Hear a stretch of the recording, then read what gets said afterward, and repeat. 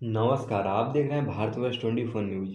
कथावाचक प्रेम भूषण जी महाराज के शिष्य राजन जी महाराज ने स्वामी प्रसाद मौर्य पर तीखा प्रहार करते हुए कहा कि स्वामी प्रसाद मौर्य उस उल्लू की तरह हैं जिसे दिन में प्रकाश दिखाई नहीं देता, लिहाजा उसके जीवन में सूर्य का कोई अस्तित्व नहीं है। राजन जी महाराज ने कहा कि रामचरितमानस एक अथाह सागर है और उनके गुरु कहते हैं कि जब श्रेष्ठ की बात समझ में ना आए तो यह मान लेना चाहिए कि अभी हमारी बुद्धि उस विषय को समझने के योग्य नहीं है। वहीं कहा कि जिस गोस्वामी तुलसीदास ने स्त्रियों का सम्मान करते हुए अपनी चौपाइयों में सामंजस्य दिखाया है, वह तुलसीदास मतभेद कैसे पैदा कर सकते हैं। बलिया से नवल जी की रिपोर्ट। एक उल्लू उल्लू जानते हैं आप, शब्द थोड़ा ठीक नहीं है, मैं क्षमा चाहता हूँ।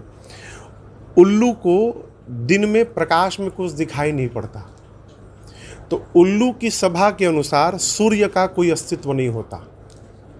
अब उल्लू सभा में पारित करने के सूर्य नहीं होते हैं तो क्या सूर्य समाप्त थोड़ी हो जाएंगे, ठीक ना।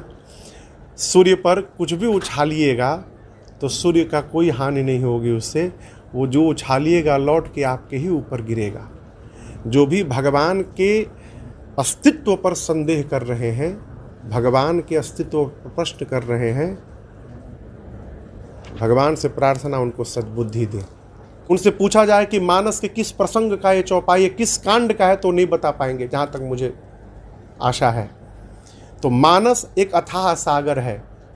और मेरी बात एक समझिएगा, हमारे पूज्य महाराज श्री हमसे बार बार कहते हैं, बेटा जीवन में जब श्रेष्ठ की बात समझ में आनी बंद हो जाए तो ये स्वीकारना चाहिए कि अभी हमारी बुद्धि उस बात को समझने लायक नहीं हुई है। ये कदापि नहीं करना चाहिए कि श्रेष्ठ पर प्रश्नवाचक चिन्ह लगा दिया जाए।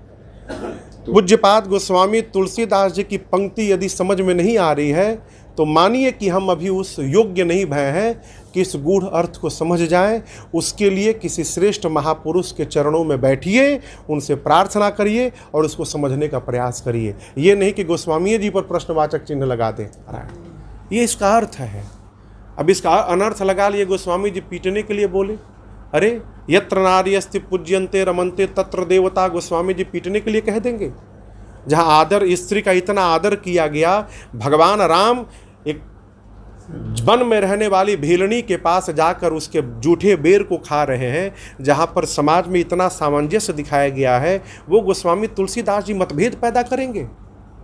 जो भेद बता रहे हैं उनकी बुद्धि में भेद है, उनके विचार में भेद है और उनके व्यवहार में भेद है। तो जो ऐसा बोल रहा है, मेरी उससे प्रार्थना है, भगवान से प्रार्थना, उनको सद